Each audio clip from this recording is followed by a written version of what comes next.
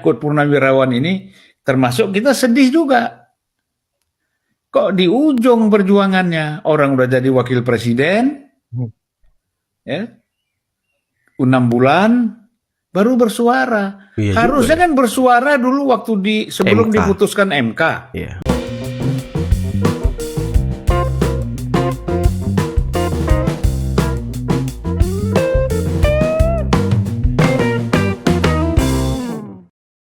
Assalamualaikum warahmatullahi wabarakatuh. Shalom, Om Swastiastu, Namo Buddhaya, salam kebajikan, salam sejahtera bagi kita semua. Kembali lagi dengan saya di sini Leonardo Sirait di channel kesayangan kita ini, Sirait Media. Oke teman-teman, kali ini kita akan membahas hal yang sangat menarik untuk kita simak bersama-sama ya. Nah, di video kali ini kita akan melihat bagaimana penjelasan yang sangat luar biasa dari Bang Zulfat Lindang dan Kang Deddy Mulyadi dan juga dari Fahri Hamzah ya teman-teman ya, terkait dengan para purnawirawan jenderal yang ingin mencopot jabatan Mas Gibran sebagai wakil presiden. Dan penjelasan tokoh tadi itu sangat mengejutkan teman-teman. Ada yang membahas soal harta dari purnawirawan jenderal, dari mana asalnya gitu ya. Ada yang membahas soal motif dari para purnawirawan jenderal yang ingin mencopot Gibran. Dan termasuk Kang Deddy Mulyadi yang menjelaskan untuk rekor Mas Gibran dengan sangat baik. Dan Fahri Hamzah membongkar apa maksud dan tujuan para purnawirawan jenderal ini ya teman-teman ya, untuk mencopot Gibran yang ternyata ada agenda lain di balik itu. Dan ini agenda yang harus kita lawan dan harus kita cegah. Dan pastinya harus nonton video ini teman-teman ya. Nah, selain itu ada video di mana Roy Suryo lagi-lagi menuduh Pak Jokowi yang membuat kegaduhan selama ini teman-teman ya. Dan Dr. Tifa sepertinya sudah mulai gelagapan untuk mulai ketar-ketir, ketakutan, ngomongnya sudah nggak jelas. Mungkin baru pertama kali dia merasakan dilaporkan ke polisi ya teman-teman. Dan Tifa mulai teriak kriminalisasi, Tifa mulai ngemis ke pemerintahan agar hadir di tengah-tengah kasus ini. Karena mungkin dia takut di penjara, takut hidup dibui. Udah kayak lagu ini apa? Udah kayak lagu kenangan bui aja gitu ya.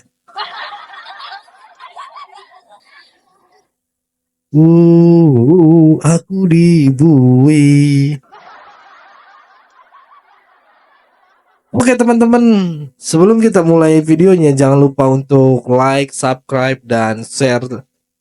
Dan tanpa perlu berlama-lama lagi, mari kita mulai video berikut ini. Ikut Purnawirawan ini termasuk kita sedih juga.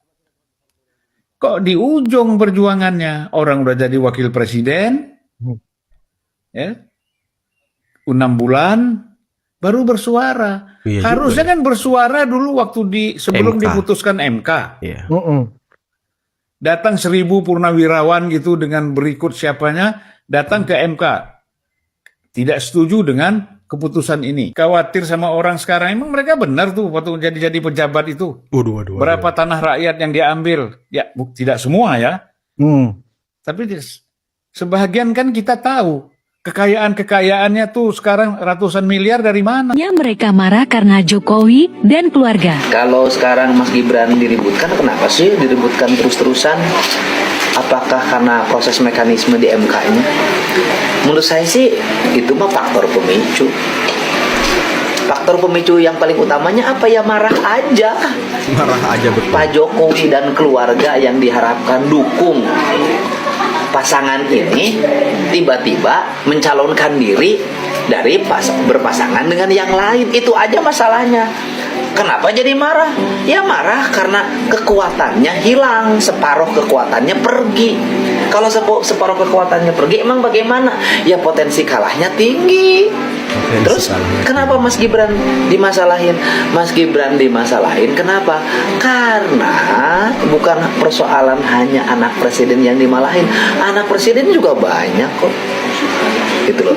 Masalahnya yang dimasalahin itu adalah memang kualifikasinya juga memenuhi syarat. Betul. Bahasa Inggrisnya pintar, memimpinnya bagus, Pada saat orang lain nih tempat sampahnya kebakaran, sampah di Bantar Gebang numpuk nggak keurus, gitu ya.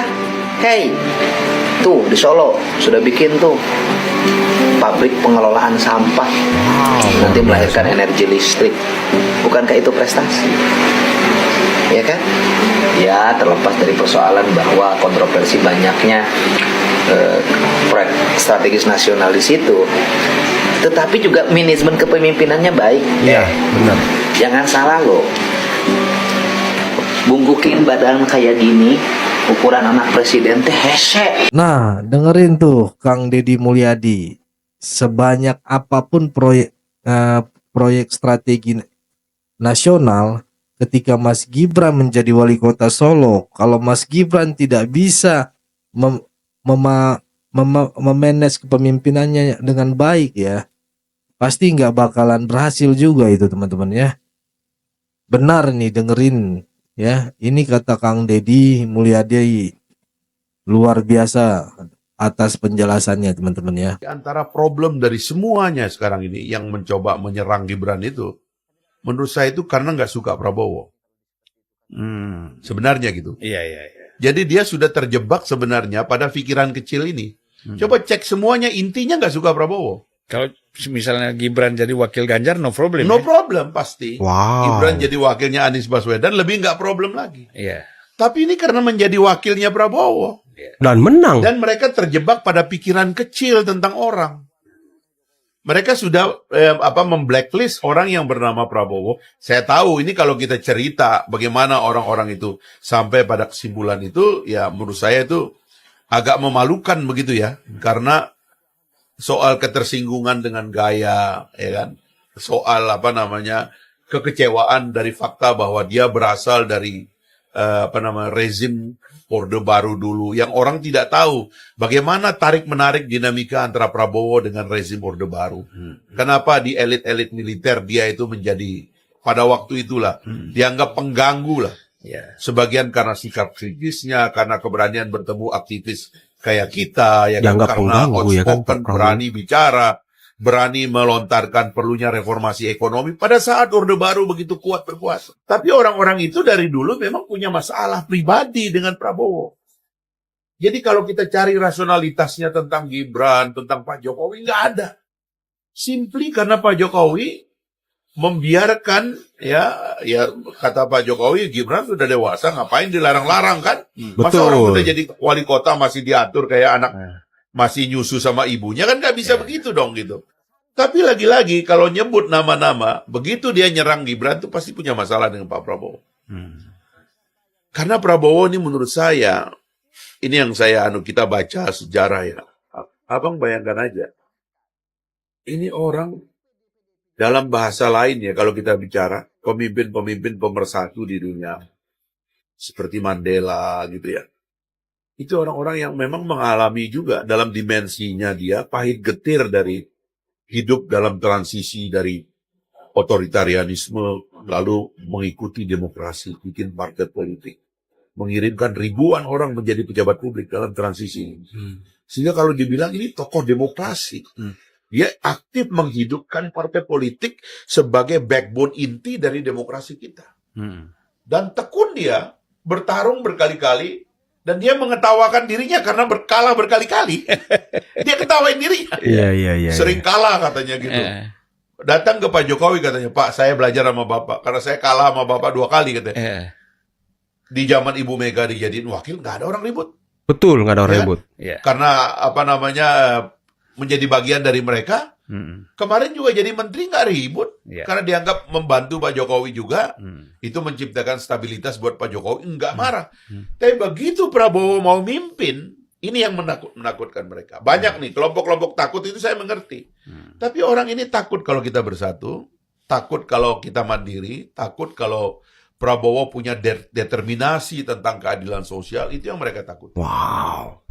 Jadi ini nggak ada hubungannya dengan soal Gibran, soal apa. Soal sebenarnya. Mahkamah Konstitusi nggak ada. Nggak ada, ini soal Prabowo aja kok. Memang saya setuju tadi yang disampaikan pada acara Rosi kemarin ya, Prof. Hamid Amaludin.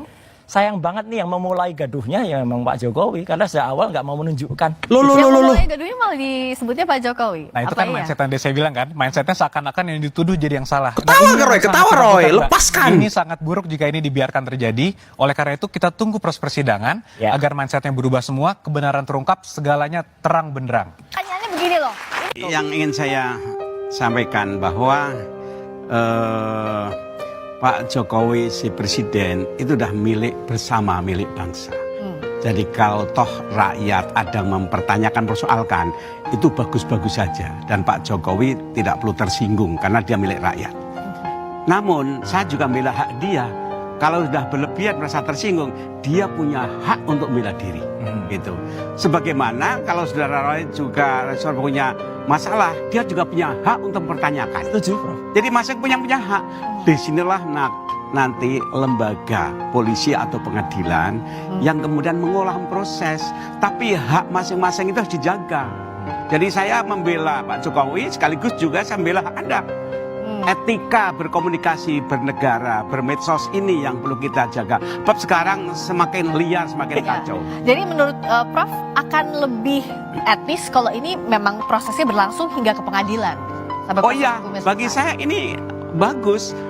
Dan hati-hati dengan orang-orang yang sengaja mengaco, mengobo-obo, mempermainkan hoak. Karena selalu ada penumpang gelap setiap isu-isu itu. Ini yang perlu ada pendidikan politik bagi rakyat. Oke. Baik, bismillahirrahmanirrahim. Assalamualaikum warahmatullahi wabarakatuh. Waalaikumsalam. Waduh, Tifa. Jadi sebetulnya begini ya, ini kan ada dua domain terkait dengan ijazah ini.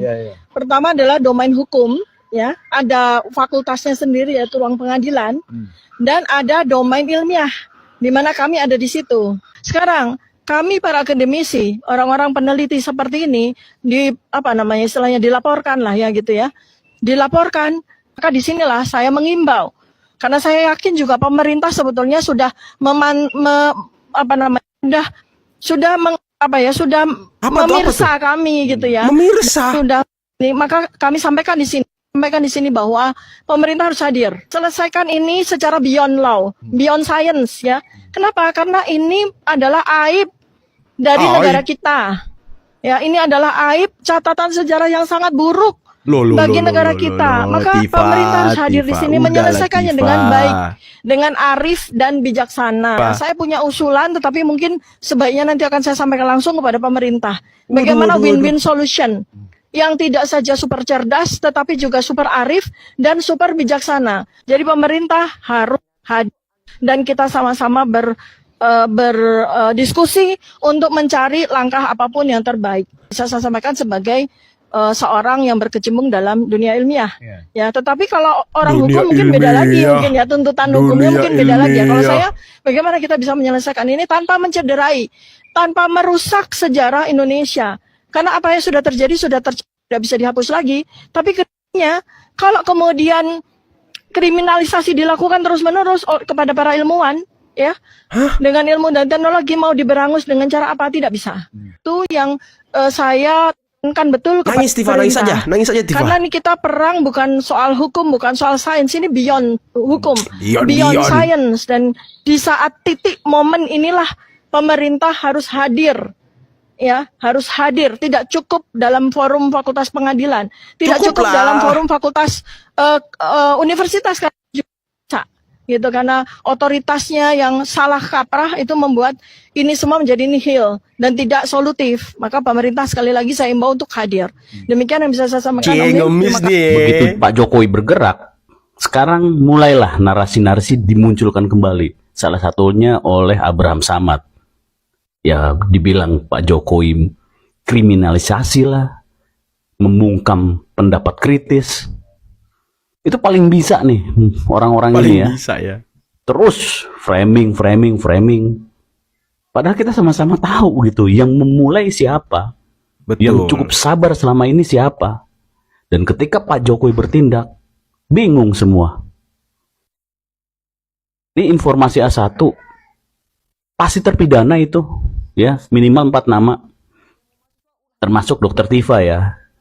Wajib. Jadi apa yang selama ini saya sampaikan masuk ya ke jaringan Pak Jokowi, dan Tifa adalah satu target yang memang nggak bisa lepas. Jangan dilepas, nggak boleh. Ini bukan kriminalisasi, tetapi ini membungkam orang-orang yang kurang ajar. Ya, kenapa saya bilang kurang ajar? Karena mereka inilah ya menjadikan isu besar tertutup, yang seharusnya kasus Pertamina dituntaskan, betul, pagar laut dan kasus-kasus lainnya yang memang itu lebih penting tertutup oleh orang-orang ini. Karena apa? Karena mereka ini selain untuk kepentingan dirinya, ya, karena ada mobilisasi dana yang masuk untuk menggerakkan ini, ya, mereka juga sedang menguatkan pondasi kelompoknya, gitu. Saya pikir memang ini harus dituntaskan oleh Pak Jokowi. Harus tuntasnya. Saya tidak menduga Pak Jokowi langsung turun memencet tombol ya ke Polda. Alarm, saya ya pikir laporan-laporan dilakukan oleh relawan, saya pendukung Pak Jokowi ya, seperti Forum Peradi dan lain-lain. Tetapi cukup mengejutkan ketika Pak Jokowi turun langsung ke Polda dan melaporkan. Betul. Ya, sekarang bingung kan? Sekarang apa nanti? Mereka akan berteriak ini kriminalisasi. Orang Pak Presiden ke-7 itu udah jadi masyarakat biasa kok. Jadi head to head lah masyarakat lawan masyarakat sekarang. Oke teman-teman, itulah tadi beberapa video yang kita bisa simak ya, mulai dari terkait dengan purnawirawan, jenderal yang ingin mencopot Gibran, Omjen ya. Tadi ada Bang Sulfat Linda yang sangat mengejutkan penjelasannya. Katanya tanahnya dari mana, hartanya dari mana, waduh. Kang Deddy Mulyadi juga sangat keren banget ya teman-teman. Ini hanya berdasarkan kebencian terhadap Pak Jokowi dan keluarga. Dan Mas Gibran track recordnya sebagai pemimpin itu sangat luar biasa teman-teman. Banyak sekali inovasi yang dibangun dan diciptakan oleh Mas Gibran. Dan ini kita butuh pemimpin muda seperti Mas Gibran teman-teman. Tadi juga Bung Fahri Hamzah, waduh ini juga Bung Fahri Hamzah menjelaskan secara gamblang gitu ya. Dia menjelaskan secara terbuka apa sebenarnya strategi dan maksud dari para purnawirawan jenderal ini ya. Apa tujuan mereka gitu teman-teman. Dan ini membuat kita tanda tanya juga gitu ya. Kalau kita mendengar penjelasan dari Rosuryo dan Tifa ya, aduh ini sangat luar biasa gitu ya. Sangat luar biasa, tercium bau orang yang mulai panik gitu. Ya, panik gitu teman-teman. Orang yang mulai terdesak gitu ya. Orang yang mulai tak tahu lagi harus seperti apa karena fitnah mereka sudah habis gitu ya. Sudah diketahui gitu. Oke, cukup segitu dulu teman-teman. Berikan tanggapan teman-teman yang menonton video ini bagaimana. Boleh berikan pandangan kalian di kolom komentar. Pesan saya, pokoknya tetap jaga persatuan Indonesia. Jangan mau dipecah belah. Jangan mau diadu domba karena NKRI harga mati. Saya Leonardo Sirait. Mohon undur diri. Bye-bye.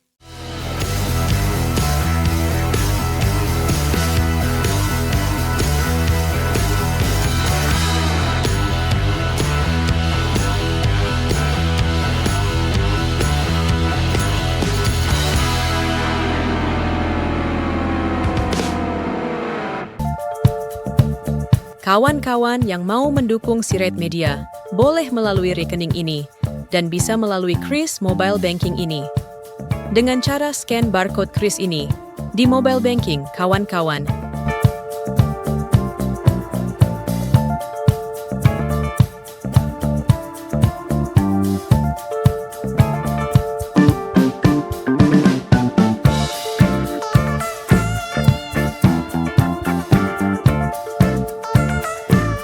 Dan jangan lupa juga mendukung pelayanan di yayasan kami melalui rekening ini dan bisa melalui Kris Mobile Banking ini. Dengan cara scan barcode Kris ini di mobile banking, kawan-kawan. Berapapun itu sangat berguna bagi pelayanan kami. Mari terus kita suarakan suara rakyat jelata dan terus berdampak bagi Indonesia. Terima kasih.